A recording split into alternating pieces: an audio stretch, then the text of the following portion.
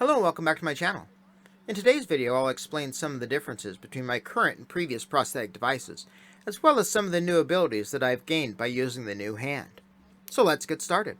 Because of the way the old hand articulated, the form factor of the fingers ended up being quite a bit longer than my natural fingers.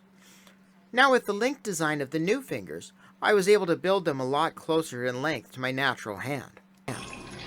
This makes activities like getting a glass of water from the fridge quite a bit easier. The new hand also has greater holding force than my old device. This makes opening twist tops a lot easier. Finger foods are about the same, but because the fingers close a lot tighter, utensils come to hand a lot better, and I have quite a bit of control over them.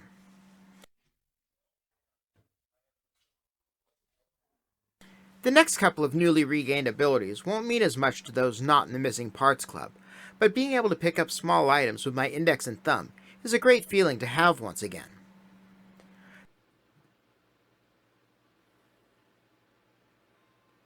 The next accomplishment kind of took me by surprise.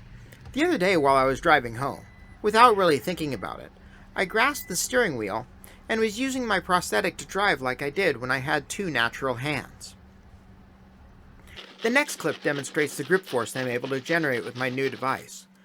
Much to the great disappointment of my furry overlord, I'm able to grasp and vigorously shake this box of treats without fear of dropping and scattering them all over the floor.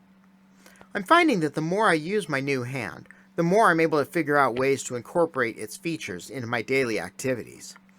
Let me know what you think in the comment section. Thanks for watching.